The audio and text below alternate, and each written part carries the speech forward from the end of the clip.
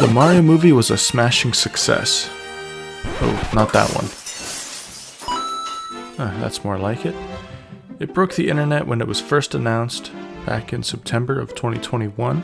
When this happened, most people didn't know how to process or envision how the new voice acting would work with these legacy characters we've grown with for decades. I think there was initially some negative feelings of doubt, resentment, and worry.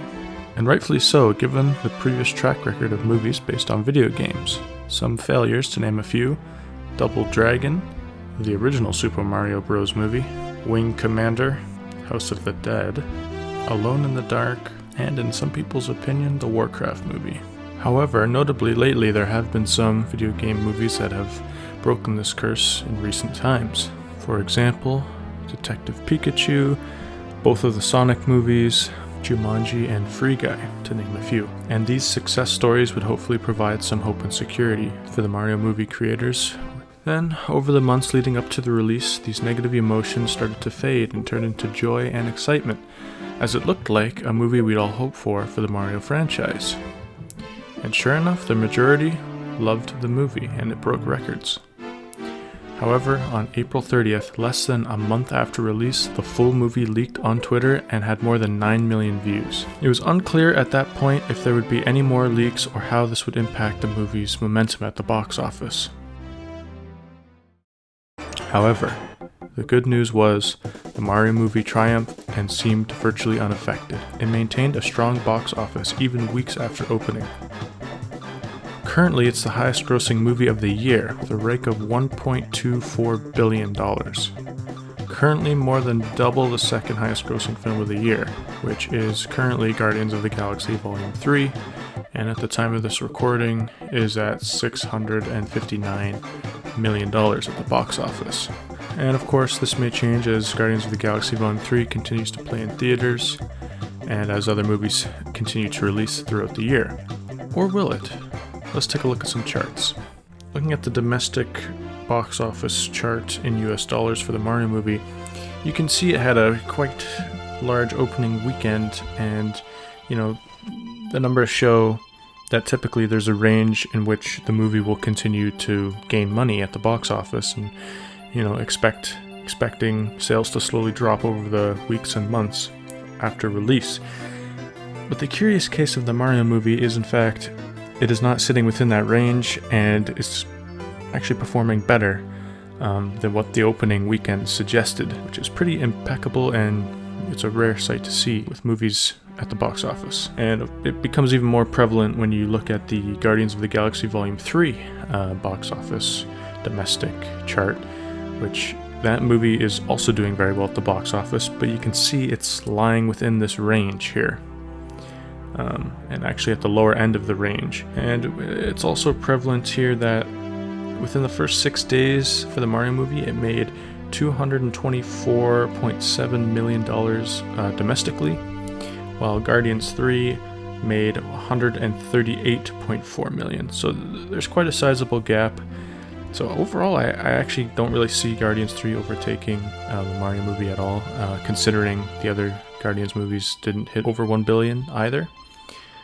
And given the current landscape and climate for Marvel movies, it just doesn't seem likely that Guardians 3 will overtake Mario. And although for a stacked lineup of movies this year, it's very possible that the Mario movie will hold the #1 spot for the months to come. And it gets even crazier. I mean, this movie broke records. And I mean, it broke records.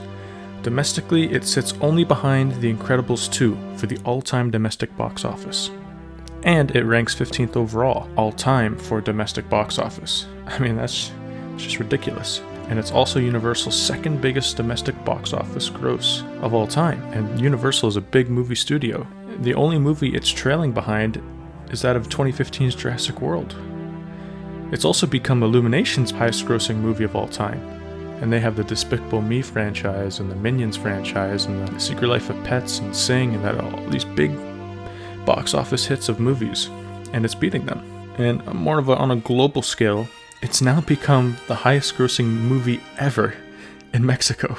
The Super Mario Bros. Movie had the best Wednesday to Sunday opening of any movie ever made. And out of the video game category, it sits at the top 3 times over. with the second closest movie being Warcraft, which currently sits over 800 million behind the Mario movie. Globally, the Mario movie is 23rd for the highest grossing film of all time, and I think when it's all said and done, it might be able to move up a couple of spots. So where do we stand with this? Well, for a film that was bashed when it was first announced, to being a joint release from Universal and Illumination, to being finally released to fans who are cautiously optimistic, to critics hating the movie, and finally being leaked online, I'd say the Mario movie overcame incredible odds and has become one of the most beloved animated movies. Now, for fun, a while back, about 2 months ago, we did a poll, and 59% of people believed this movie was going to make $500 to $900 million. I was personally in the 14% category, around $1 billion. That's kind of what I was imagining, but I couldn't really see it doing more than, $1 billion as it has done. It's $1.2 billion. So you can see it. It's not like people were expecting this movie to be the smash hit that it was, because, of all the variables and factors that we've mentioned earlier. And I think a movie, box office numbers-wise, comparable to this is Frozen 2, which was released in 2019 and as well opened very strongly, with after 6 days having 163.8 million.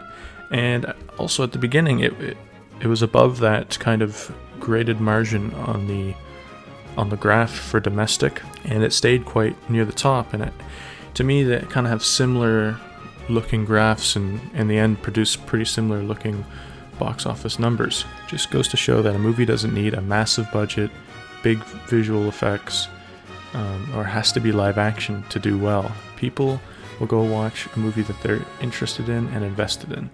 And I think they did a great job marketing this movie, and that has ultimately allowed them to gain this amount of success.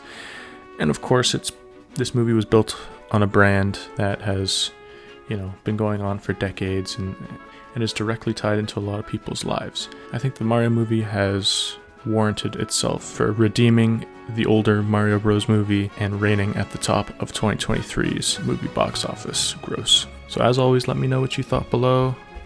We're really close to 900 subscribers. Would be really grateful if you did subscribe. But anyways, I'll see you in the next one.